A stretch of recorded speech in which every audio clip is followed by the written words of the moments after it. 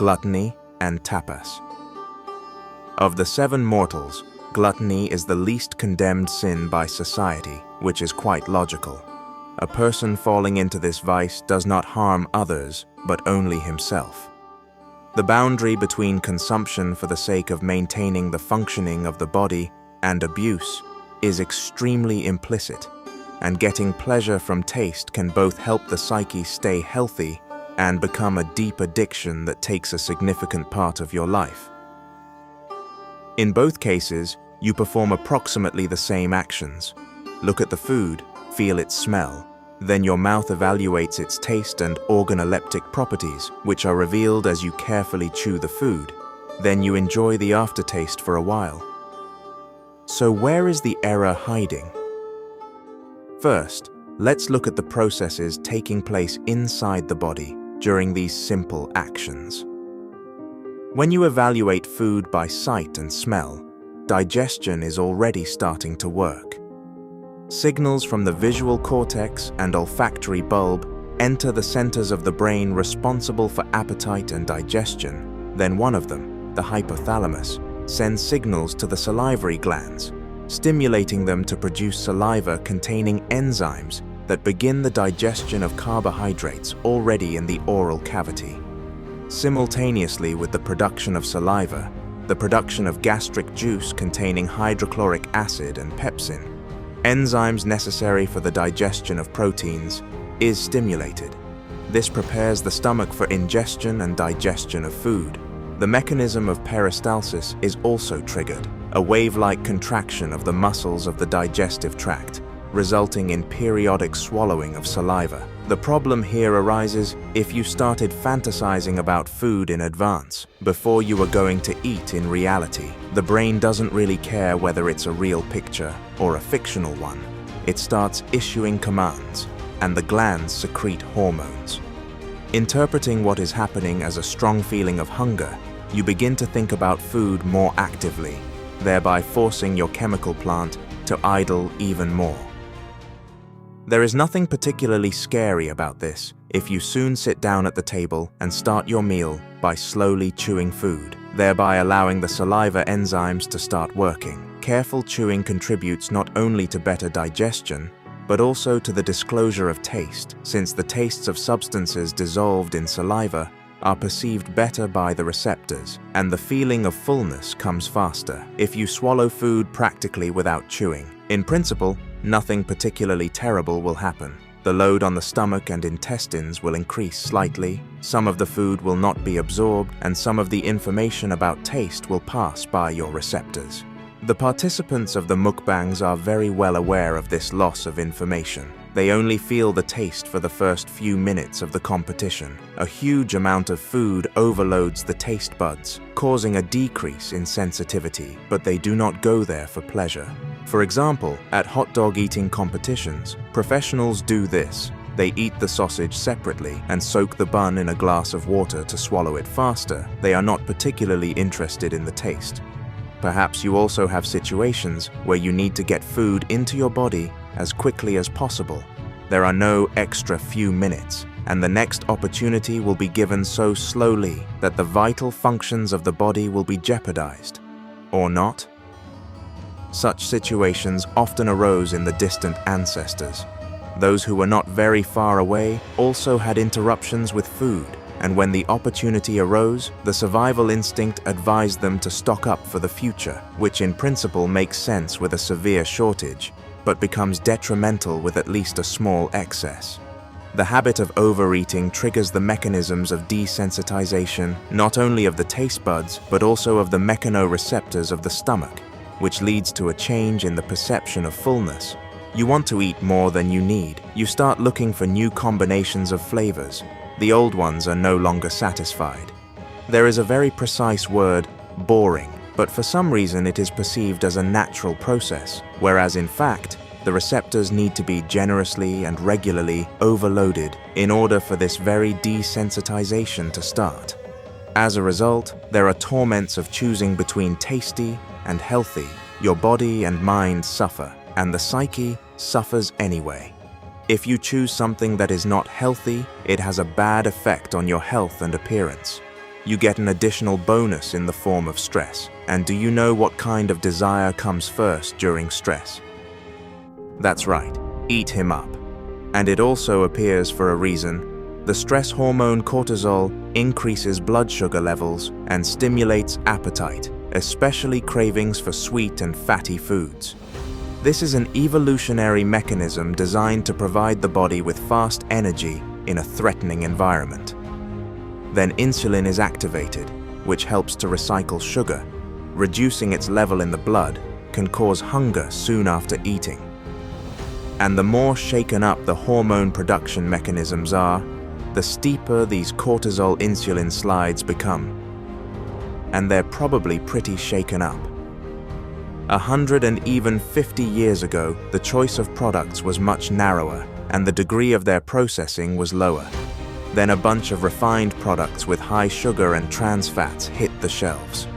The chemical industry has learned how to cleverly mask the tastes of sub-products, and marketers draw your attention to what does not contain any benefits. But chemists and marketers have this kind of job. They get paid for it. You still have the right to choose. There are many different products on the shelves of the same supermarkets. I think you yourself have a good idea of which ones are healthier and which are more harmful. But for some reason, giving up some foods, even very harmful ones, makes you unhappy, contrary to all logic. This is only because you are a little short of tapas.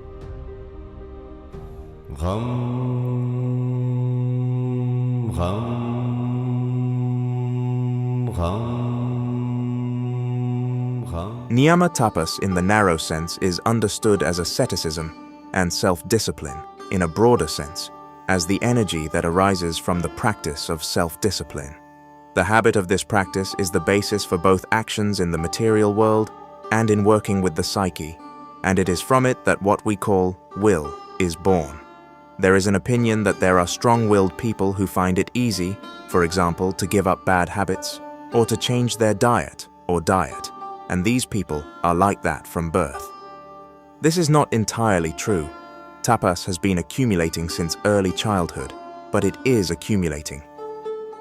In the early years, a child is usually as prone to self-discipline as his parents. Then life circumstances can significantly change his inclinations. If a child is sent to a sports school, he will quickly learn to accumulate tapas. If he is sent to his grandmother for the summer, who will indulge him in everything, self-discipline will be difficult. But the habits instilled in childhood still do not guarantee anything. Children often in adolescence, and some already at a fairly mature age, rebel against strict rules, while others, due to some motivation, begin to observe them. This is as it should be, because a person accumulates tapas for himself, and not for someone else. He can create prerequisites, but he must fill his own bumps himself. The sooner the habit is instilled in him, the easier it is for him. If he starts practicing at an advanced age, he will be able to consciously feel all its benefits and the depth, provided, of course, that he approaches her consciously. The first thing to understand is that tapas accumulates gradually. Usually, people take the path of self-discipline when they are pushed by external circumstances. For example, a person decides to lose weight in order to look more attractive, or they start having health problems. A person becomes motivated, he adjusts to the result, and begins to limit himself in some way. The problem is that he wants to achieve the result as quickly as possible, but the body, like the mind, has a lot of inertia, and a sharp overcoming of inertia is fraught with damage and failure. It's like when you need to move a railroad car standing on the rails. If you run away and hit him with your shoulder with all your might, he will not move, and you will get injured. If you rest against it and start pushing it slowly, it will move first by a millimeter, then by a centimeter. Then you can move it at some speed without exerting much effort, but simply using its inertia. It's the same with the body. You need to get into certain habits. First of all, you should decide what hinders you the most and what is easier to give up. In the case of food, the body will tell you by itself if you feel heaviness or heartburn after a certain dish. This is exactly where you should start. If there are several such dishes, choose the most harmful one in your opinion and practice avoiding it for a while, at least for a few weeks. Then you can try it again. Its taste should become less attractive to you, and the effect of gravity should be more noticeable. It is very important that you understand and feel that such a refusal is already a reward, because any austerity is a sacrifice, but a sacrifice not to someone living somewhere unimaginably far away, but to yourself. The same is true with starvation. You don't need to set yourself the task of learning how to fast for 3 or more days. And even one day, which is a very short period for a yogi, is not your goal. You just need to learn how to calmly look at the feeling of hunger when it arises, as much as you can determine for yourself. You eat every day, so you have practically unlimited opportunities to practice tapas, but you need to do it all the time. Start small. You can't help but eat after 6. Start not eating after 10, then after 9:30. It is important that you are honest with yourself. You cannot comply with stricter restrictions. Do not. Observe those that you can. Practice them for a week, a month, 2 months, and the inertia that will work for you will inevitably build up. Meanwhile, you will start receiving related rewards. As you give up harmful foods, the pleasure of healthy ones will begin to return to you, especially if you start to sit down at the table as your appetite increases, and not because you get bored or just have the opportunity. The sensitivity of the taste buds will begin to recover, and you will begin to distinguish many shades of flavors even in the simplest products, because even water has its own taste. Think about this moment, because you want to enjoy eating, and not at all arrange a race to increase the number and variety of products thrown into the stomach. Also, this practice will make your body healthier and more attractive in the eyes of others, which will lead to an increase in your self-esteem. This is a very good feeling, unlike pride. Pride is when you feel better than others. Self-esteem is when you feel better than before. It will give the psyche the strength to carry out your practice and create even greater inertia of movement, and so on. The more you practice, the better it turns out. It is worth noting that tapas is a freely convertible energy. You also accumulate it by doing regular physical exercises, or, for example, taking a cold shower in the morning. Exercising in one, you get an increase in strength for action in the other. Acting with discipline in several areas of life at once, you don't have to go into strict asceticism in any one of them, unless you want to do it yourself.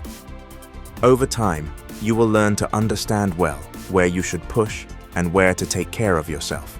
Clarity will come with experience, and by taking on a new task, you will be able to use the energy accumulated earlier in the simplest and most routine situations that are not particularly related to this task.